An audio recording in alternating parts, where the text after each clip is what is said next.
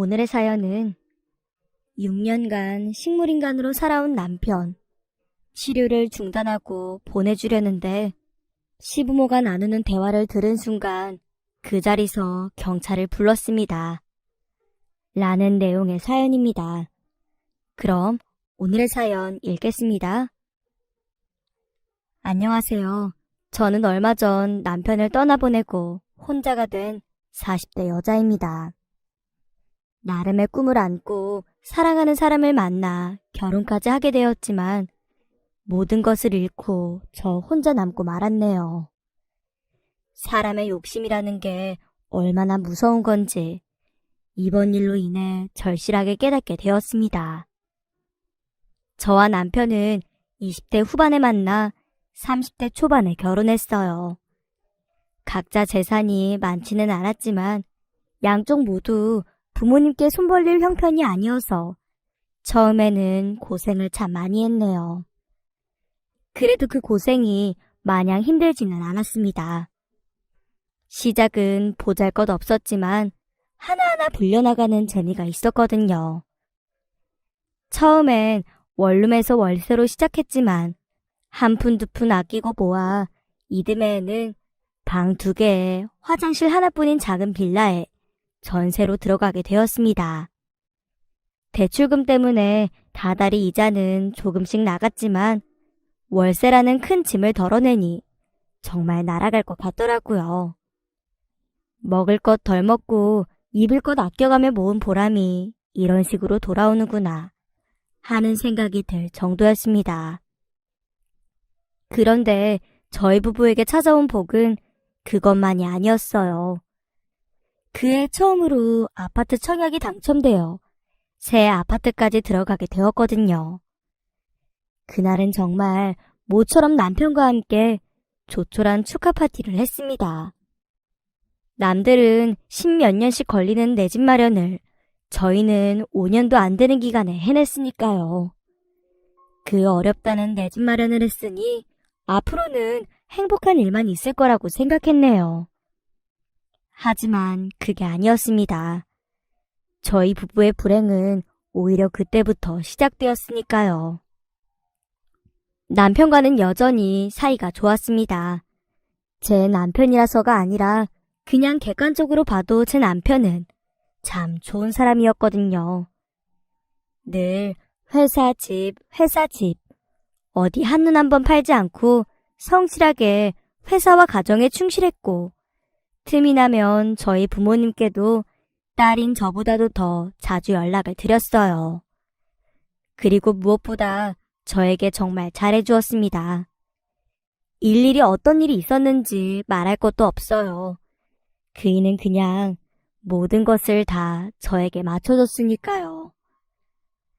하지만 그런 남편과는 달리 시댁 식구들은 저를 너무나 힘들게 했습니다. 특히 시어머니가 절 힘들게 하셨지요. 저희는 결혼했을 때부터 시댁과는 따로 살았어요. 차로 1시간 넘게 걸리는 거리에 떨어져 살았는데 처음 한동안은 그냥 다른 집들처럼 대면대면 했네요. 가끔 전화해서 안부를 묻고 그 외에는 무슨 일이나 있어야 통화하고 명절이나 한번 찾아뵙는 정도였지요. 물론 시부모님들이시니 자주 찾아뵙고 인사드리고 먼저 살갑게 다가가면 좋았겠지만 원래도 그럴 만한 성격이 아니었던 데다가 당장 먹고 사는 일이 바빠서 그러질 못했습니다. 그런데 저희가 아파트에 당첨되면서부터 시어머니의 연락이 부쩍 잦아지기 시작했어요. 처음에는 그냥 용건 없는 전화였습니다. 저는 어른이 먼저 전화를 주셨으니 그저 죄송한 마음으로 전화를 받았는데 언젠가부터는 통화 말미에 돈을 요구하기 시작하시더라고요. 시작부터 큰 금액은 아니었어요. 김장할 때 보탤 돈 10몇만 원, 누구 병문안 가는데 선물 살 돈 몇만 원, 그런 식이었지요. 하지만 시간이 지나면 지날수록 금액이 점점 커졌습니다. 그러면서 이유도 없어졌어요. 그래도 얼마 정도는 돈이 필요한 이유라도 말씀해 주시더니 나중에는 그냥 밑도 끝도 없이 돈을 요구하셨네요. 그맘때쯤 저희 부부의 살림이 좀 나아진 건 있었습니다. 하지만 실질적으로 나아진 건 다달이 나가던 월세가 대출이자로 줄어든 것 뿐이었고 나머지는 그냥 심적인 여유 정도였어요. 월세로 나가는 돈이 없어지고 2년 후엔 새 아파트가 생긴다고 생각하니 전처럼 바싹 조여가면서까지 생활할 필요는 없었던 거지요.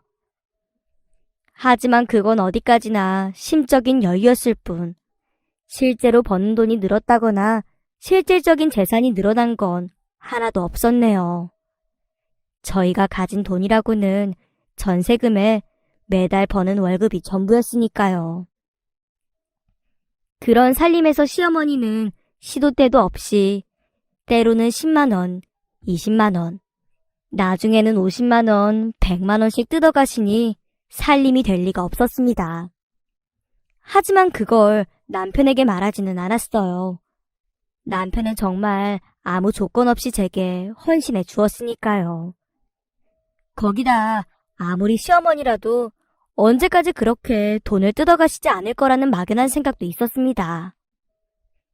하지만 제 바람과는 달리 시어머니의 행태는 날이 갈수록 점점 더 심해지기 시작했지요. 예, 너 돈 좀 붙여야겠다. 많이는 필요 없고 딱 200만 보내봐봐. 네? 어머니, 갑자기 그런 큰 돈이 어디서 나요? 저 그 돈 없어요. 뭐? 다달이 따박따박 월급 받는 애가 왜 돈이 없어? 너 이제 돈 나갈 데도 없잖아. 아무리 그래도 그렇죠. 200이면 거의 제 한 달 월급이에요. 그런 큰 돈을 갑자기 달라고 하시면. 너 왜 말끝을 흐리니? 그래서 뭐야? 주겠다는 거야? 못 주겠다는 거야? 죄송해요, 어머니. 저 그렇게 큰 돈은 정말 없어요. 알았다. 힘들게 키운 큰아들 장가 보내서 이제는 좀 살만해지려나 했더니 이젠 맏며느리가 상전행세로구나. 저희가 무슨 재벌집도 아니고 돈 200이 말만 하면 뚝딱 나오는 액수가 아니잖아요. 물론 저도 살림하는 입장에서 대출까지 있는 마당에 모아놓은 돈이 없지는 않지요. 하지만 그래봐야 급한 일이 있을 때 쓰려고 모아둔 돈 100 몇십만 원이 전부인데 그마저도 시어머니가 다달이 뜯어가시니 통장이 텅 비어버린 건 이미 옛날이었습니다. 그런데 그것도 부족해서 갑자기 200이라니. 정말 어지간하면 시어머니가 하시는 말씀은 다 드리려고 했지만 그건 아무리 쥐어짜도 불가능한 금액이었어요. 그런데 그때부터 시어머니의 태도가 돌변하기 시작했어요. 말로만 듣던 모진 시집살이가 시작된 거지요. 시어머니는 갑자기 평일 낮에 전화하셔서 집안 대청소를 해야 하니 퇴근하고 시댁으로 오라고 하질 않나. 평소에는 그저 안부 전화만 하는 정도였잖아요. 그런데 이젠 정말 매일같이 전화하셔서 오늘은 뭘 했냐, 남편 밥은 어떻게 했냐, 일거수일투족을 꼬치꼬치 캐물으셨어요. 마치 감시하는 것처럼 말이죠. 그래놓고는 꼭 통화 마지막에는 이번 주말에는 시댁에 와서 지내라는 말씀으로 끝을 맺으셨습니다. 사실 저희 부부는 주말에도 그렇게 한가하지 않아요. 저는 그래도 주 5일 근무가 이뤄지는 편인데 남편은 교대 근무인데다가 주말에도 일이 있는 경우가 많거든요. 그런 상황을 뻔히 아시면서 주말에 시댁에 오라고 하시는 건 결국 저만 오라는 뜻이나 마찬가지였어요. 그렇게 시댁에 가면 그날은 종일 엉덩이 한번 붙일 시간이 없습니다. 아침 7시에 시댁에 도착하면 곧바로 아침부터 차려야 하고 그거 치우고 나면 집안 청소 그리고 다시 점심. 그러다 잠깐 눈이라도 붙이려면 귀신같이 알고 부르셔서 화장실 청소해라, 이불 빨아라. 일주일 동안 밀어놓았던 온갖 집안일을 몽땅 제게 떠넘기셨습니다. 그러면 곧 저녁이 되고 또 저녁상까지 봐야 그날 일이 끝나요. 그렇게 시댁에서의 하루를 보내고 집에 돌아오면 말 그대로 파김치가 되고 말았네요. 그렇게 거의 한 달을 보냈습니다. 쉬어야 할 주말에 난데없는 중노동을 하니 정말 몸이 나만하질 않더라고요. 피로가 쌓여서 눈 밑은 시꺼매지고 잠을 자도 잔 것 같지가 않고 오죽하면 직장 동료들이 뭐 심각한 병 걸린 거 아니냐고 당장 병원에 가보라고 할 정도였네요. 그러던 어느 날 또다시 시어머니에게서 전화가 왔습니다. 시작부터 집안 살림이 어떠니 남편 뒷바라지는 어떠니 주제도 없고 내용도 없이 그저 저를 타박하는 소리만 이어졌어요. 그렇게 한참을 저를 괴롭히시더니 슬그머니 본론을 꺼내시더군요. 그건 그렇고 새아가 너 돈 좀 보내야겠다. 네? 얼마나요? 얼마나는 무슨 그냥 딱 50만 원만 보내봐라. 너도 언제까지 이렇게 살 수는 없을 거 아니니? 그 순간 정신이 멍해졌습니다. 다른 생각은 하나도 안 나고 지금 이게 무슨 소린가 싶은 생각만 들더라고요. 아, 네. 50만 원이요? 전에 보내드리던 그 계좌로 보내드리면 되죠. 그래. 당장 쓸 돈이니까 바로 보내라. 거의 1시간을 시달리다 간신히 전화를 끊은 저는 곧바로 50만 원을 시어머니의 계좌로 보냈습니다. 고민하고 말고 할 것도 없었어요. 그저 단 한순간이라도 시어머니에게서 벗어나고 싶었을 뿐이었네요. 그런데 그 후로 시어머니의 태도가 다시 예전으로 돌아왔습니다. 전처럼 매일 전화해서 감시하듯 괴롭히지도 않고 주말에 불러서 온갖 집안일을 시키시지도 않더라고요. 그때야 깨달았어요. 이건 시집살이가 아니라 시집살이를 빙자한 보복이구나 하는 것을 말이죠. 그때 이후로도 그런 일은 계속 반복되었습니다. 여전히 없는 살림이지만 한번 그런 일을 겪고 나니 시어머니가 요구하시는 돈을 보내드리지 않을 재간이 없더라고요. 물론 아무리 그렇더라도 간혹 말도 안 될 정도로 큰 금액을 요구하실 때는 어쩔 수 없이 죄송하다고 말씀을 드리지만 그런 후에는 여지없이 보복이 이어졌습니다. 그런 후에는 다시 그보다 적은 액수의 돈을 요구하셨고 저는 두말 없이 돈을 보내드렸지요. 그건 영락없이 조폭이 보호비를 뜯어가는 모양새였습니다. 그리고 상황이 그렇게까지 악화되었으니 저도 당연히 남편에게 이야기했지요. 당신 어머니가 돈을 뜯어간다. 그렇게 뜯어간 돈이 벌써 2천만 원을 넘어간다. 돈을 안 드리면 시집살이로 보복하신다. 처음 말문이 트이기까지는 시간이 좀 걸렸지만 한번 이야기를 시작하니 그동안 제가 겪었던 억울한 이야기를 전부 하게 되었습니다. 말없이 제 이야기를 듣던 남편은 제 이야기가 끝날 때쯤엔 눈물까지 주룩 흘리더라고요. 자기 어머니 때문에 제가 너무 고생했다며 진작 이야기하지 왜 혼자 앓다가 이제 이야기하냐고 자기가 대신 사과하겠다고 했습니다. 그리고는 그 주 주말에 곧바로 시댁에 가더군요. 나중에 이야기를 들어보니 한바탕 집안을 뒤집어 놨다고 했네요. 며느리 돈 뜯어서 집안 살릴 일으킬 생각이시냐며 한 번만 더 돈을 뜯으면 절대로 가만히 있지 않겠다고 엄포를 놓은 모양이었습니다. 남편이 나서지 말라고 말리는 바람에 직접 보지는 못했지만 얘기를 듣는 것만으로도 속이 시원해지는 것 같았네요. 하지만 그건 아주 잠깐뿐이었습니다. 남편이 시댁에 가서 난리를 치고 한두 달은 잠잠하더라고요. 전처럼 뜬금없이 전화해서 돈 달라고 하는 일은 없어졌습니다. 하지만 고작 석 달을 넘기지 못하고 시어머니가 다시 전화하셨어요. 기니 할 말이 있으니 만나서 얘기하자면서 말이죠.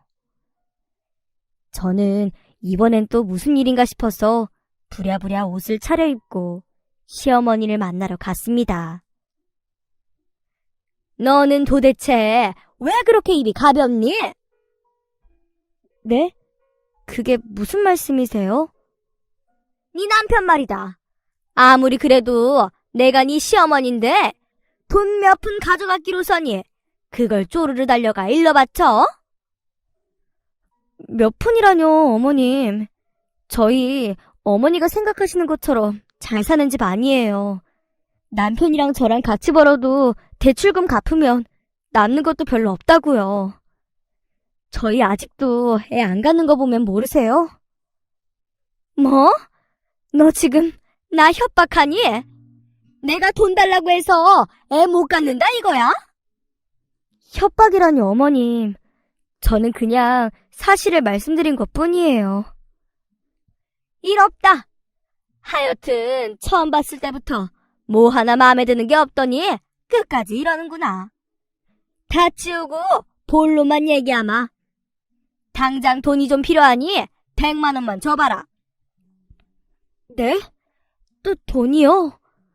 이번엔 또 어디에 필요하신데요? 너는 시어머니가 웃음니? 내가 어디에 쓸 돈인지까지 너한테 얘기해야 해? 하지만 그간 가져가신 돈이 적지 않잖아요. 저도 어디에 쓰시는지 정도는. 우리 작은 애가 필요하대서 그렇다. 왜? 너도 걔 사업하는 거 알지? 너희는 이미 자리를 잡았으니 동생 도와준다고 생각하고 좀 내놔라. 정말 어처구니가 없었습니다. 정말 참다 꺼낸 말이었는데 알고 보니 이제껏 저에게 뜯어간 돈이 전부 작은 도련님께 들어가는 거였어요. 결혼하기 전부터 남편에게 구제불능 남동생이 있다는 건 알고 있었습니다. 어중간한 대학도 이런저런 문제를 일으키다 간신히 졸업해놓고 직장을 구하기는커녕 사업 나부랭이를 하겠다고 여기저기 기웃거리며 집안 돈을 축내는 골칫덩어리였어요. 생긴 건 정말 딱 기생오라비처럼 생겼는데 허세가 심해서 쥐뿔 가진 것도 없는 주제에 외제차 타고 다니면서 여자나 후리는 놈팡이었죠. 그런데 시어머니는 유독 작은 도련님을 예뻐하셨습니다. 아니, 그보다는 장남인 제 남편을 이상하리만치 차별하셨어요. 제 남편은 좋은 대학을 나오진 못했지만 워낙 성실하고 생활력이 강해서 졸업하자마자 공장에 취직했거든요. 대학 등록금도 집에 손 한 번 벌리지 않고 오롯이 자기가 벌어서 냈고요.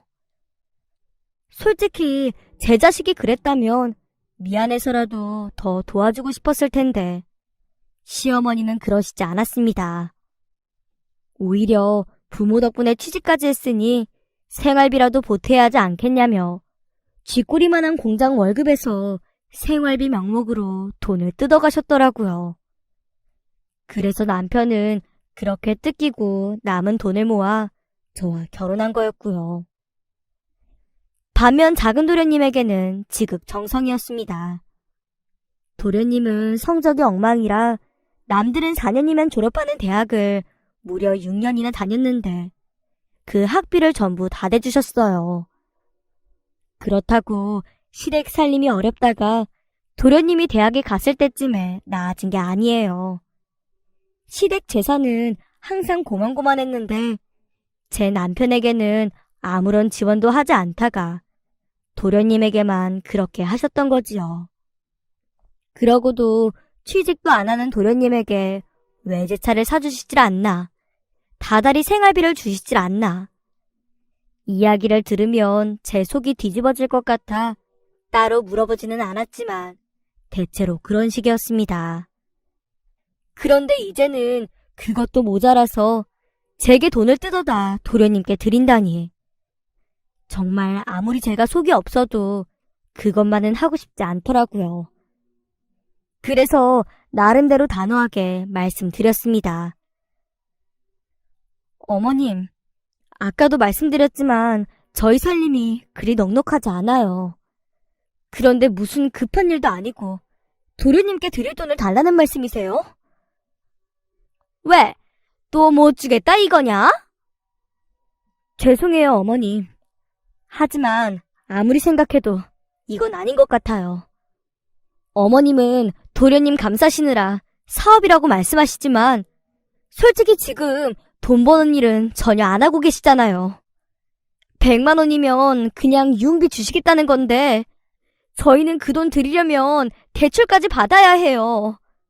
형 살림 대출 받아서 동생 유흥비로 쓴다는 게 말이 안 되잖아요. 유흥비라니! 너 어린 것이 뚫린 입이라고 아주 말을 막 하는구나. 네가 뭘 안다고 우리 집안 일에 나서길. 그런 게 아니라 너는 네가 무슨 대단한 일한 것처럼 얘기하지만 그래봐야 꼴랑 돈 몇 푼 준 거밖에 더 있어? 시동생이 놀고 있는데 일자리를 알아봐 주기랬니 뭐랬니? 네가 뭘 잘했다고 큰 소리야. 나 이번엔 절대로 그냥 못 넘어간다. 당장 100만 원을 가져오던지 아니면 이참에 연을 그냥 끊자. 나도 너같이 따박따박 말대꾸하는 며느리는 필요 없으니까 그냥 연 끊자고. 이건 그냥 협박이었습니다. 하지만 방법이 없더라고요. 뻔히 허튼 데 써질 돈이라는 걸 알고 있었지만 저 때문에 남편과 시부모님의 연을 끊게 할 수는 없었으니까요.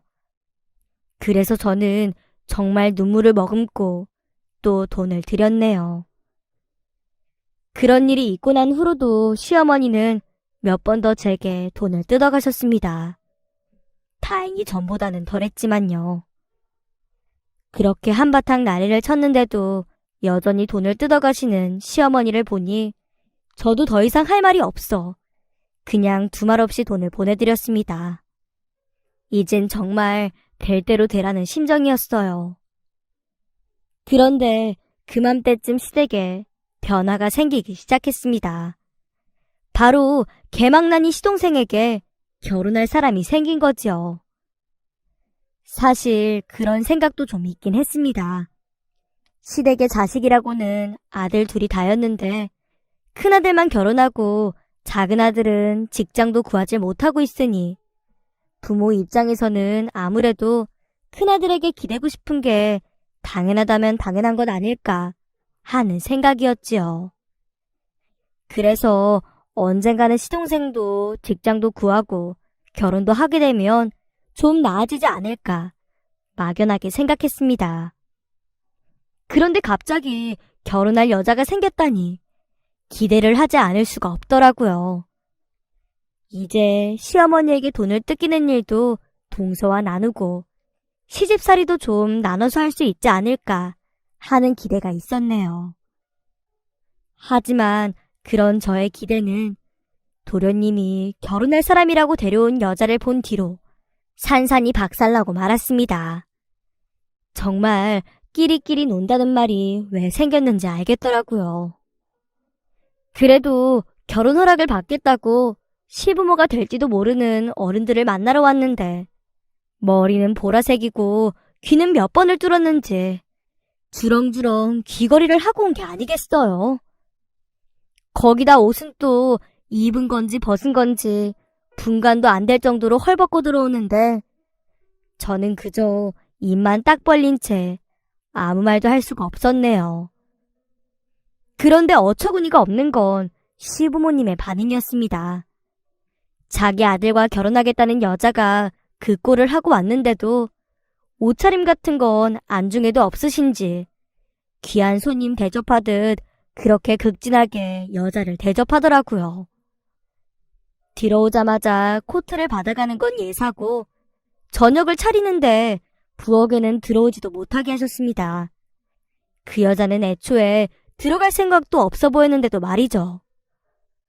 그렇게 첫인사를 하고 집에 돌아와 남편에게 자세한 사정을 듣고 나서야 어떻게 된 일인지 알 수 있었네요. 알고 보니 그 여자 부모님의 재산이 엄청나더라고요. 물론 그렇다고 해서 재벌집에 비할 정도는 아니었지만 저희처럼 월급 받아 돈 모으는 사람으로서는 평생 꿈도 못 꿀 정도로 재산이 많은 사람이었습니다. 도련님이 결혼하겠다고 데려온 여자는 그 집의 막내딸이었고요. 그 집안에서도 워낙 문제를 많이 일으켜서 어떻게든 집에서 내보내려고 했다는데 그걸 도련님이 채운 거였습니다. 시부모님은 그 집의 재산을 보고 그렇게 설설 기셨던 거고요. 모든 사실을 알고 나니 허탈해지더군요. 결국 시부모님은 돈만 보고 그러셨던 거구나 싶었습니다.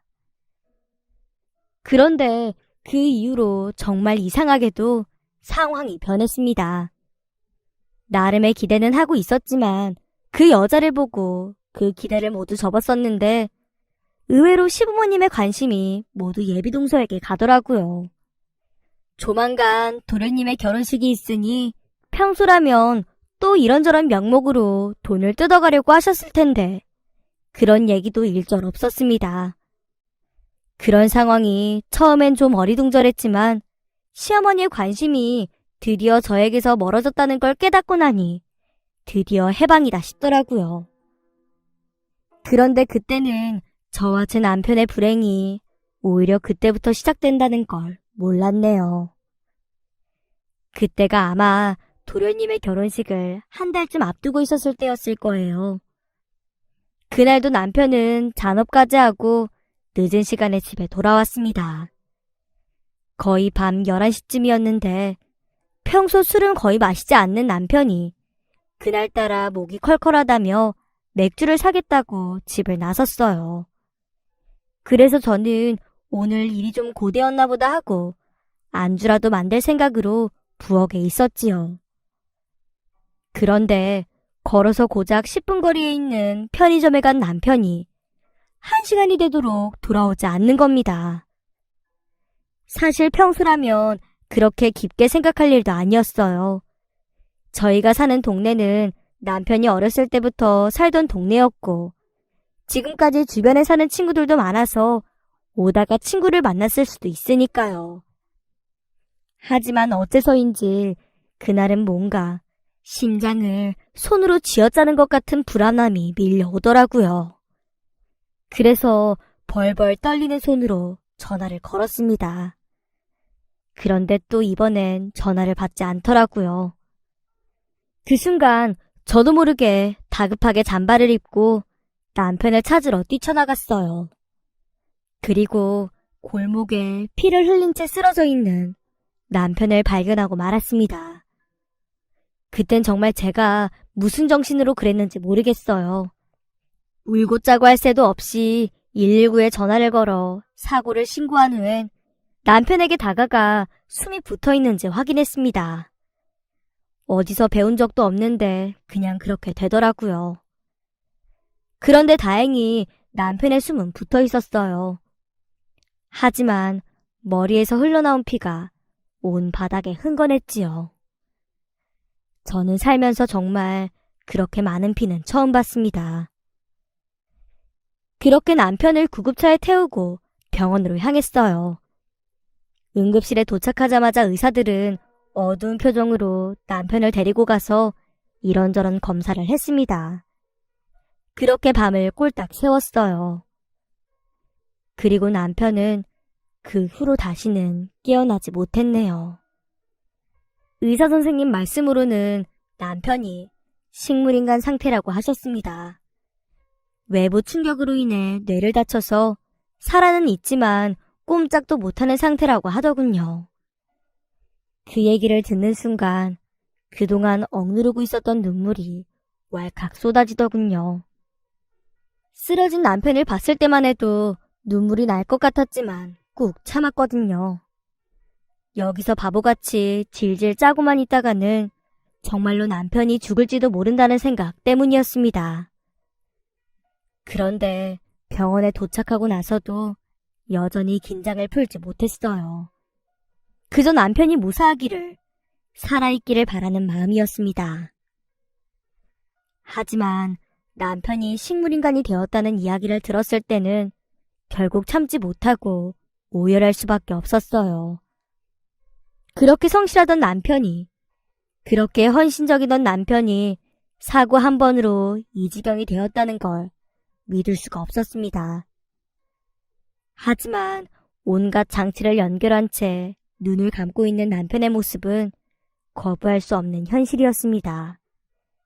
그리고 그 순간 제 세상은 모두 무너져 버렸지요. 저는 그날부터 거의 사흘 밤낮을 한시도 쉬지 못하고 울었습니다.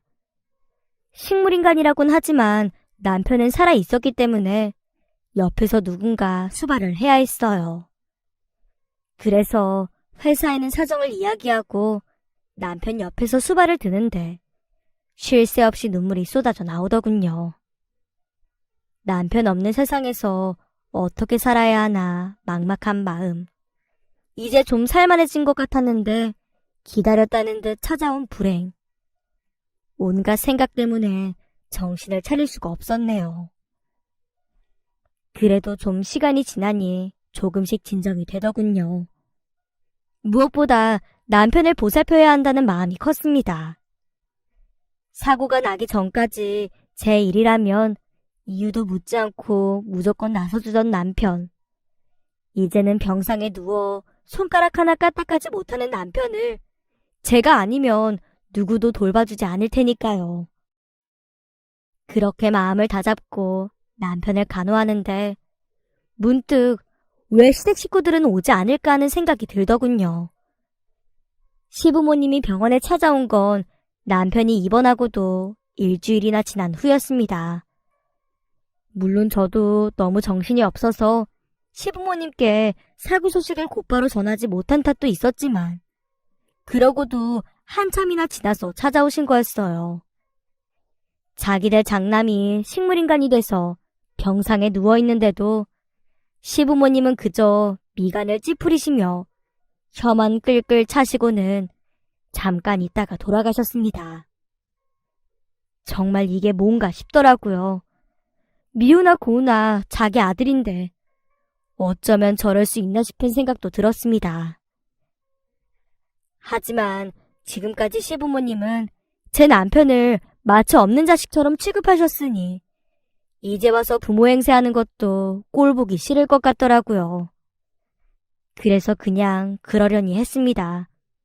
이걸로 시댁과의 연은 끊어도 좋겠다고 생각했지요. 하지만 시부모님은 결국 제 속을 뒤집어 놓으셨네요. 솔직히 자식 둘이 있어도 둘 다 똑같이 예뻐할 수는 없겠지요. 더 예쁜 자식도 있을 거고 덜 예쁜 자식도 있을 겁니다. 하지만 시부모님은 그 정도가 너무 심했어요. 다른 사람도 아니고 자기 큰아들이 병상에 누워있는데 작은아들의 결혼식을 강행하겠다는 겁니다. 병원에 찾아오기는커녕 전화도 잘 하지 않던 시어머니가 뜬금없이 전화하시더니 다음 주에 결혼식을 할 거라고 일방적으로 통보하시더군요. 어머니, 어떻게 이러실 수가 있어요?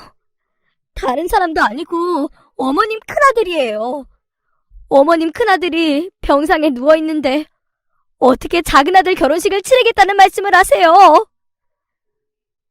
다 들리니까 목소리 좀 낮춰라. 민식이 그렇게 된 건 안타깝다만 그렇다고 해야 할 일을 언제까지 미룰 순 없잖니? 이미 하기로 한 결혼인데 언제 일어날지도 모르는 민식이를 마냥 기다릴 순 없다. 네가 뭐라고 하든 결혼식은 예정대로 할 거니까 그렇게 알아라.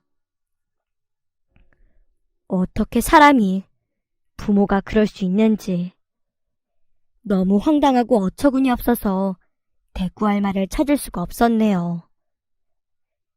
그렇게 결혼식은 정말 예정대로 치러졌습니다. 저는 의식이 없는 남편 곁에서 하루하루 피를 말려가며 살고 있는데 시부모님은 작은 아들 내외만 바라보며 사시더군요. 같은 피가 흐르는 가족인데도 완전히 다른 세상을 사는 사람들 같았습니다. 이후 도련님은 동서의 친정에서 받은 돈으로 사업을 시작했어요. 그런데 어처구니없게도 그 사업이 또 잘 된다고 하더라고요. 그러더니 한 반년쯤 지나서는 아예 시부모님까지 도련님이 있는 베트남으로 옮기게 되었습니다. 남편은 여전히 의식이 없는데도 시댁 식구들은 아예 그런 사람이 어딨냐는 듯 한국 생활을 정리하고 모두 베트남으로 떠났습니다. 이제 남편은 오롯이 제가 돌봐야만 했지요. 정말 하루하루가 너무 힘든 날들이었습니다. 웃음 같은 건 잃어버린 지 오래였어요. 남편이 다시 일어날 거란 기대 같은 것도 없었습니다. 그저 병원비를 벌어야 하니 낮에는 회사에 나가 일을 했고 밤에는 병원에서 보냈지요. 새로 분양받은 집은 발 한번 들여보지 못하고 세를 줄 수밖에 없었어요. 병원과 너무 멀기도 했고 거기 들어가서 대출 이자를 낼 형편이 아니었으니까요. 그렇게 희망 없는 날이 무려 6년이나 이어졌습니다. 그러는 사이에도 세상은 변하더군요. 세상 돌아가는 일은 모르고 살았는데 2019년부터 코로나가 시작되더니 금세 퍼져나가기 시작했네요.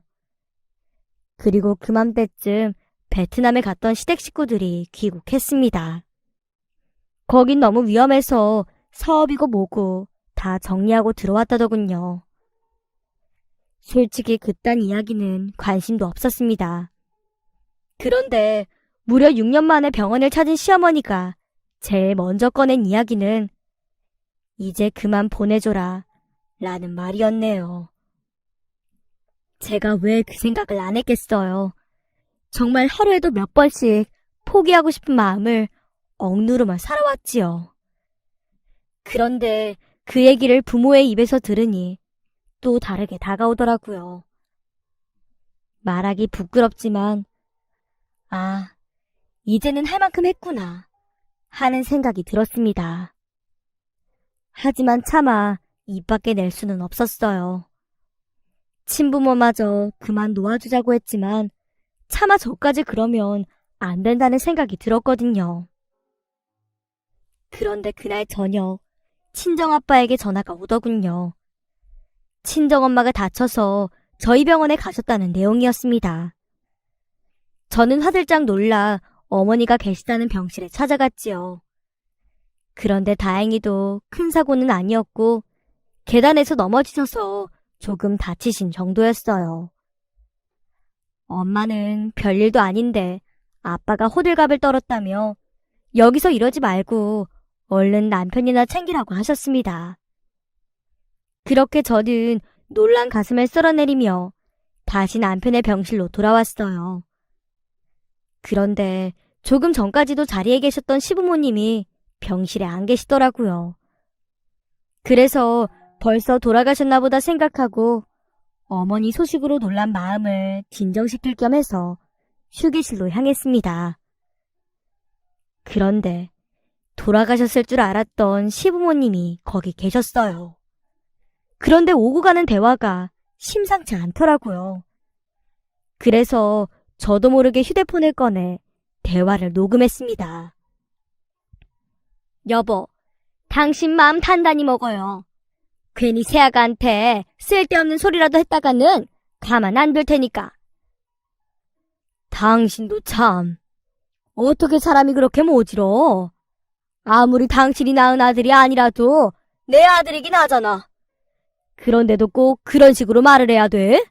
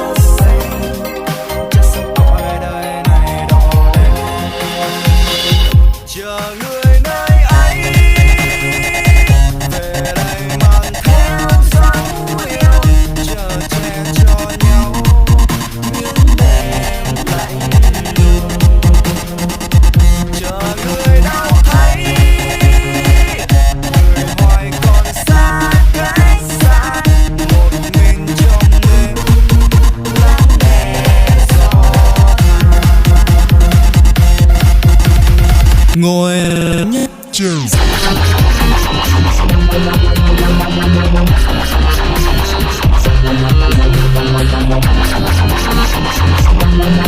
ngồi ngủ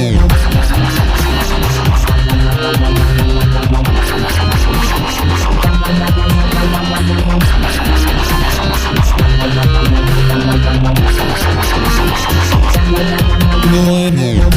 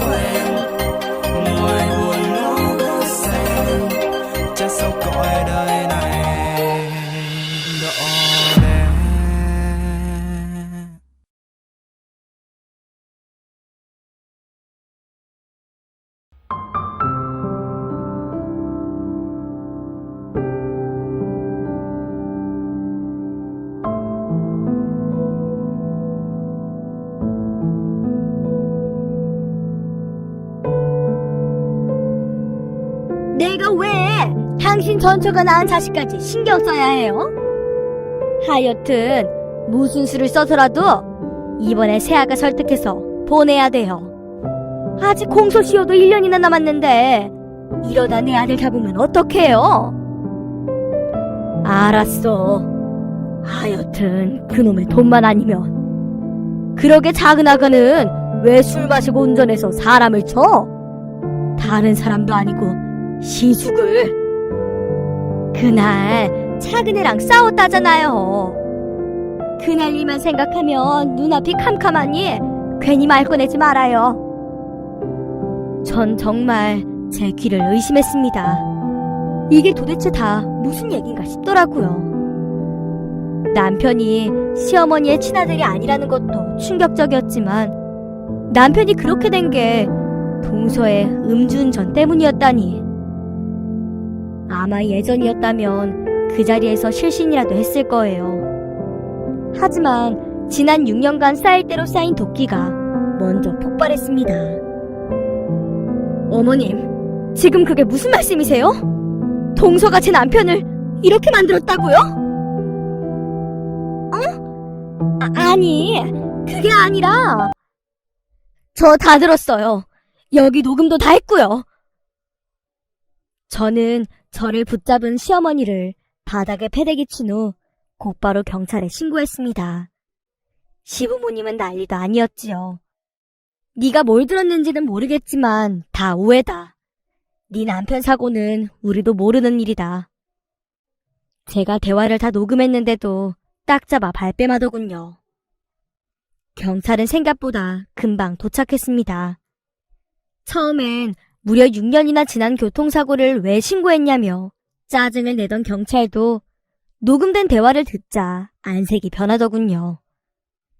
옆에서 시부모님이 그런 얘기가 아니라며 다 오해라고 하는데도 경찰의 안색은 그대로였습니다. 다른 건 몰라도 공소시효 얘기는 그냥 넘어갈 수 없다며 재수사가 진행될 테니 어디 가지 말고 전화 받으라고 경고까지 하더군요. 하지만 수사는 쉽지 않았습니다. 6년이나 지난 사고였으니까요. 목격자 같은 게 있었으면 그때 벌써 해결됐겠지만 그런 게 전혀 없으니 동서의 혐의를 입증할 방법이 없었어요. 하지만 사건을 담당한 형사님이 정말 집요하게 수사해주신 덕분에 시부모님이 숨겨두었던 CCTV 영상을 확보할 수 있었습니다. 나중에 알고 보니 사고도 은폐했고 나중에 동서의 마음이 바뀔 것을 염려해 협박할 목적으로 갖고 있었다고 하더라고요. 정말 무서운 사람들이었습니다. 어쨌든 그 CCTV 영상이 증거가 되어 뺑소니 사고는 전면 재수사에 들어갔고 곧 동서의 혐의가 입증되었습니다. 거기다 시댁 식구들 모두 증거인멸 혐의를 받게 되었지요. 그렇게 그대로 잊혀질 뻔했던 제 남편의 억울한 사고의 진실이 드러나게 되었습니다. 그리고 남은 것은 처벌이었어요. 사고를 낸 당사자인 동서는 물론 증거를 인멸한 시댁 식구들 모두 구속되었지요. 거기다 사고를 낸 대상을 찾지 못해 청구하지 못했던 보험까지 동서가 든 보험사에 청구해서 거액의 보상금까지 받아냈습니다. 그리고 그 모든 일이 마무리되자 그것만 기다렸다는 듯 남편이 세상을 떠났습니다. 아마 그때까지 남편이 세상을 떠나지 못한 건 억울해서였던 게 아닐까 싶네요.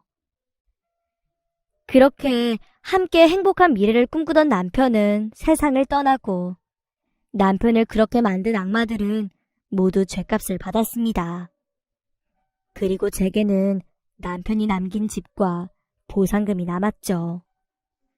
그리고 제 마음 한구석에는 도저히 메울 수 없는 구멍도 남았습니다. 이제는 다 부질없어졌어요.